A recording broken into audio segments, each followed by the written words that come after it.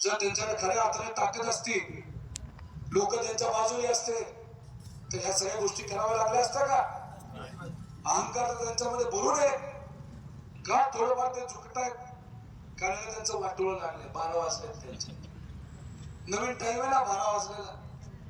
पूर्वी 10 वाजून 10 मिनिटं होते, आता 12 वाजले. तर आपण काय करणार? ते भाजपचे वाजले. लय वाईट परिस्थिती भाजपची. आणि मग हे भाजपच हे काय करतंय, कुटुंब बोलते, हे लोकांना नाही आवडलं. महाराष्ट्रातल्या लोकांना नाही आवडलं, बारामतीतल्या लोकांना आवडलं नाही आवडलं मला माहित नाही. मी तुम्हाला विचारतो, तुम्हाला आवडलं का कुटुंब बोलणं? हे पार्टी म्हणून सत्तेत येणं काय आवडलं? पूर्वी नव्हतं होत.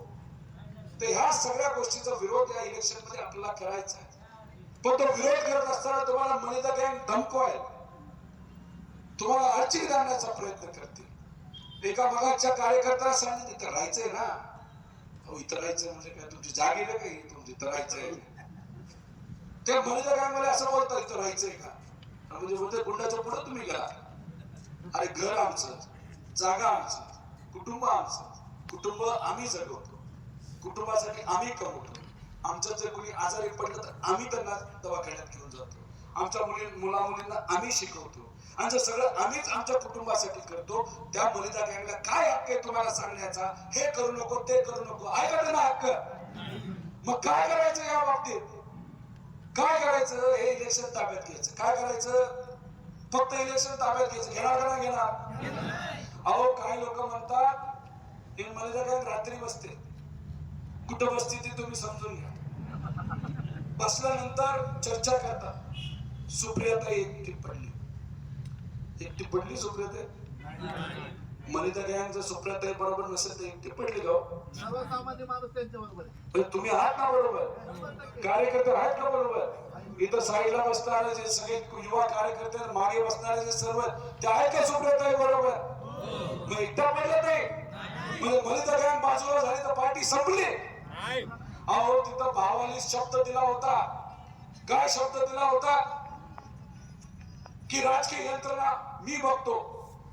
आणि सुप्रियाताई काय करायचं तर संसदेत तिथं प्रश्न मांडायचे.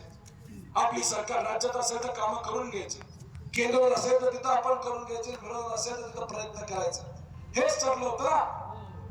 तुमच्या घरी भाऊबीज होती का? राखी पौर्णिमा होती का? माझ्या घरात तर होती.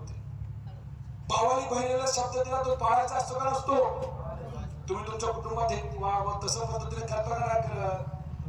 आणि इथं जर बहीण भावावर अवलंबून असेल, भावाने शब्द दिला असेल तर राजकीय यंत्रणा मी बघतो, तर भावाने जर वेगळी भूमिका घेतली तर त्याच्यात सुप्रियाताई चुकली आहे का? मग आज राजकीय यंत्रणा ताईकडे नसेल तर मग ताई एकटी पडली आहे का? मग ही जी यंत्रणा कोणाला उभी करावी लागणार आहे? तुम्हाला हे इलेक्शन हातात घ्यावं लागेल. आणि पवार साहेबांची हीच अपेक्षा आहे की इथं असलेली जनता इलेक्शन ताब्यात घेईल. पण मी सांगतो ताब्यात घेईल हा विषय नाही, ऑलरेडी ताब्यात घेतलेला आहे. एबीपी माझा, उघडा डोळे बघा नीट.